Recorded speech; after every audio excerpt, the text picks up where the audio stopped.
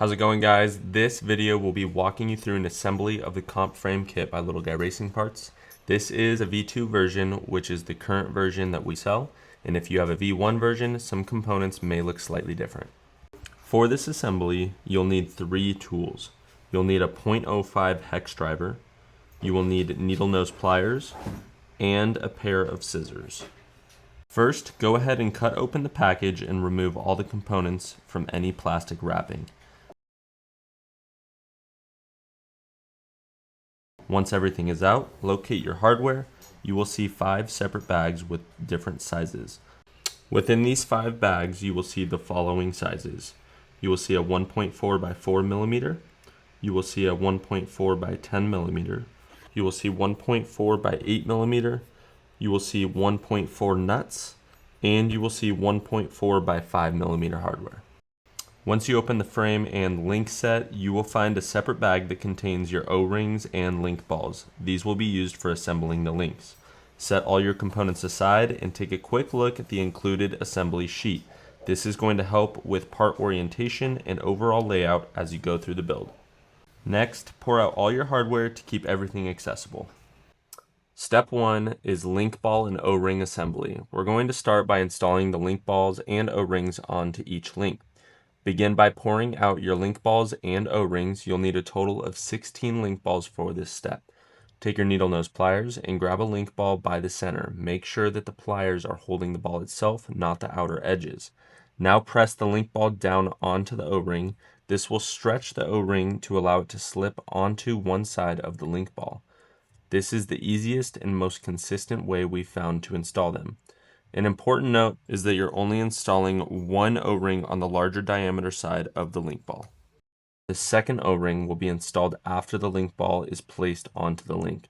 Repeat this process until all 16 link balls with one O-ring is installed.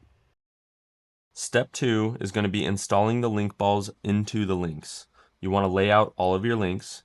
Take a prepared link ball and insert it into one end of the link. Then take another O-ring and press it onto the exposed side of the link ball using your fingers. It should slip into place easily.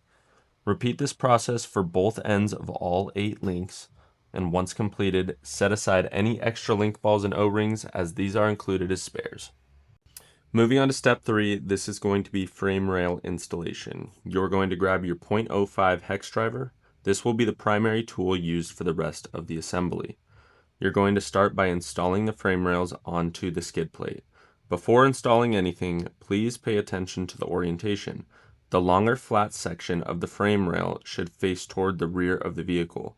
The skid plate is reversible depending on your transmission and motor setup, so make sure it's oriented correctly for your build. Once everything is aligned, take the 1.4 by 5 millimeter screw and install the first frame rail to the skid plate. As you install hardware throughout this build, do not over tighten. Due to the size of this hardware, they are very easy to strip, and if that happens, it's a real pain to get them back out, so please proceed with caution. From here, you will repeat the exact same process with the other frame rail and install it just the way you did on the first one.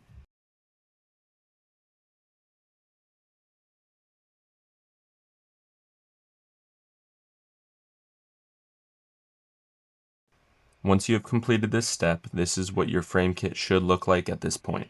Please double check to make sure everything looks aligned and set up properly. Step 4 is going to be the ESC tray installation. You're going to grab your ESC tray, set the ESC tray into the rear section of the frame rails. You will notice notches in the frame rails. These are actually designed for the shock towers, which we'll touch on a little later, but they also work good as a helpful visual reference to get the ESC tray aligned correctly. Start by installing 2 1.4 by 5 millimeter screws in the rear holes to hold the tray in place. Once those are secured, move to the front of the tray and install the remaining 2 1.4 by 5 millimeter screws.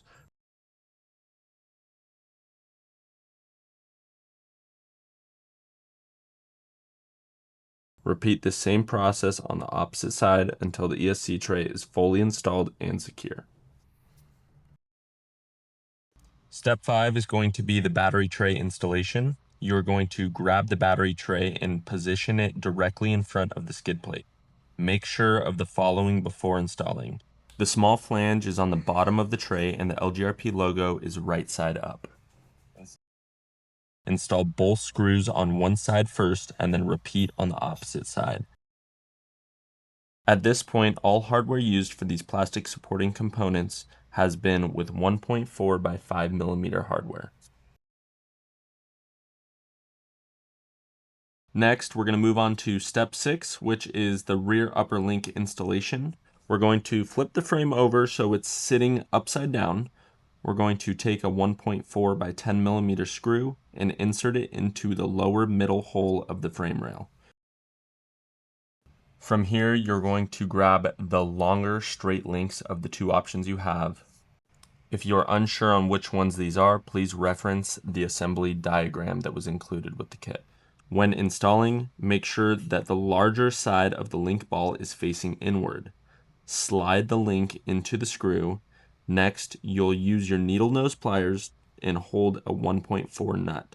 Carefully line it up on the inside and tighten the screw into the nut.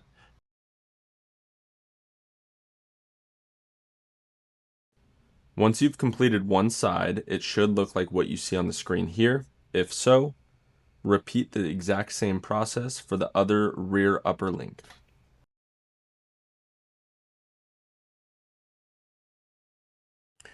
Moving on to step 7, we're going to be installing the rear lower links.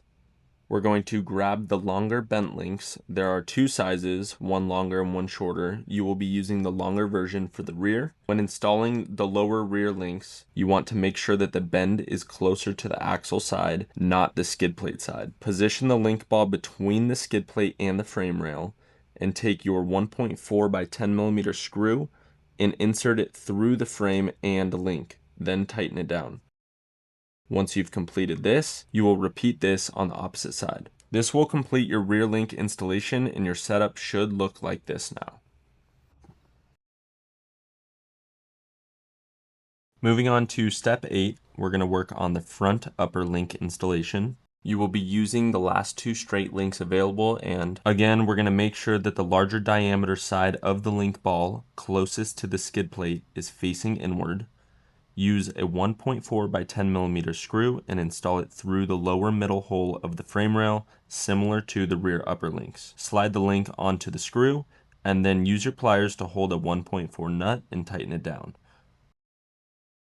Once you've completed one side, repeat it for the opposite side. Once you've completed this, this is what your links should currently look like.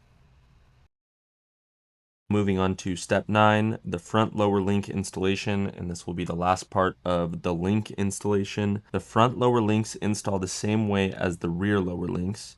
You should be using the last two links available and make sure that the bend is towards the axle side. Position the link ball between the frame and the skid plate, insert the 1.4 by 10 millimeter screw, and tighten. Once this is complete, repeat on the opposite side. Your full link setup is finished, and this is what your assembly should look like at this stage.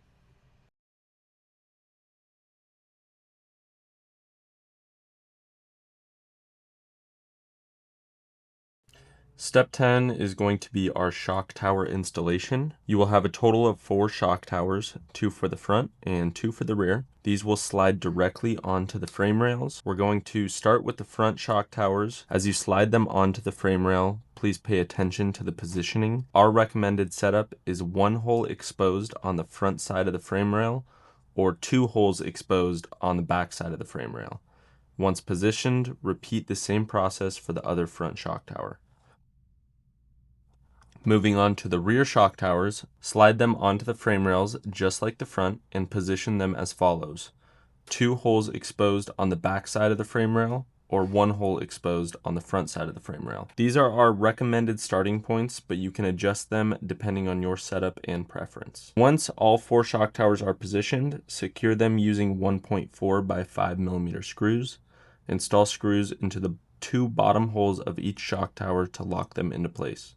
Repeat this for all 4 towers for a total of 8 1.4 by 5 millimeter screws.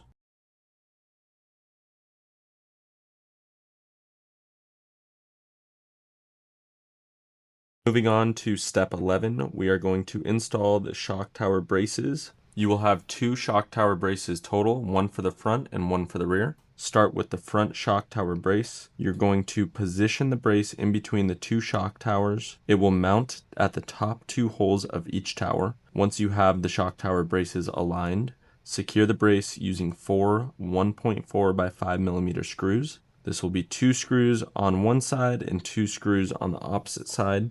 Make sure that everything is sitting square before tightening down. Once the front brace is installed, repeat the same exact process for the rear shock tower brace. An important note is that you are threading screws into plastic. Do not over tighten, as you can strip the material. Just snug them down until secure.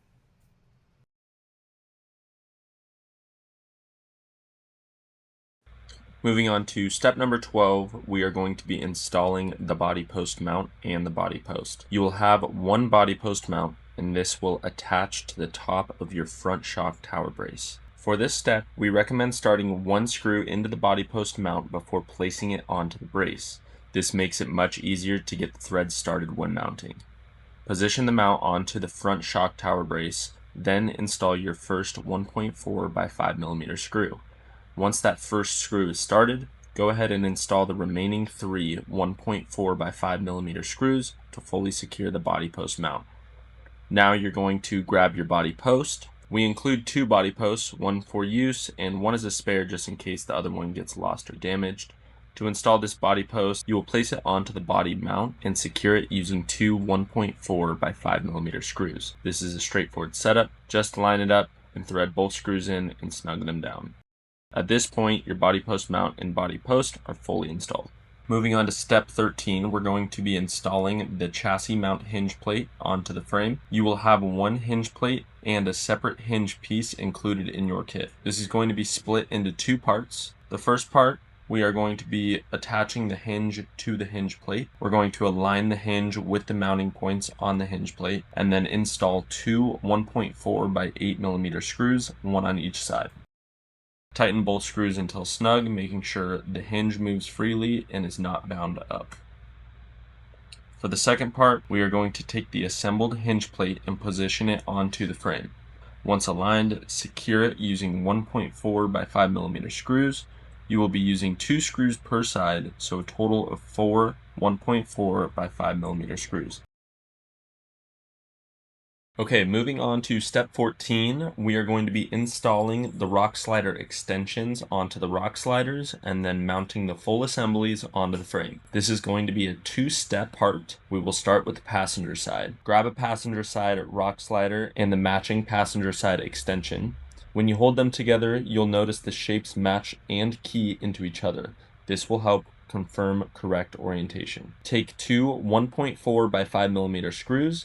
Before attaching the extension, we recommend starting both screws into the rock slider first. Thread each screw in until it's flush or just barely coming through the backside. For the rear screw, make sure you are using the furthest back hole on the rock slider. Once both screws are started, align the extension piece with the holes, firmly pinch the extension and rock slider together, then fully tighten both screws. Make sure everything is seated, tight, and flush. Repeat the same process for the driver's side rock slider and extension.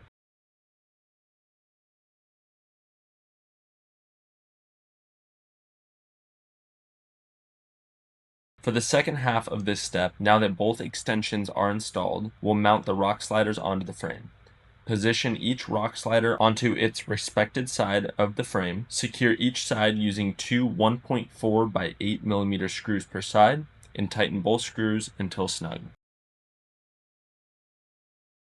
At this point, both rock sliders and extensions should be fully installed and secure on the chassis. For step 15, we're going to be installing the front bumper onto the frame. You're going to grab your front bumper along with 4 1.4 by 4 millimeter screws. Go ahead and position the bumper onto the front of the frame rails. You'll notice a small built-in bump stop on the bumper. These will help guide it into the correct position and ensure proper alignment. Once the bumper is seated, install 2 1.4 by 4 millimeter screws on one side and 2 1.4 by 4 millimeter screws on the opposite side. Tighten all 4 screws until snug, making sure the bumper sits flush against the frame.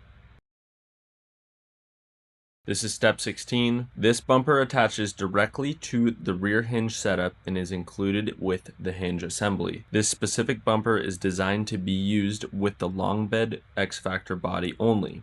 If you plan on running a different LGRP body, be sure to check the product description for that body to confirm the correct mounting solution for the Comp Frame Kit. If you are using a body from another company, you'll need to create your own mounting solution that works with your setup. At this point, that completes the full build process for the Comp Frame Kit by Little Guy Racing Parts. You should now have a fully assembled frame ready for the next stage of your build. This frame is available in multiple different color options. What you're seeing here is our blue option. From here, you'll move on to installing your axles, drivetrain, electronics, and any additional components to complete your setup. If you have any questions or run into anything during your assembly, feel free to reach out to us through our contact page on the website and we're happy to help.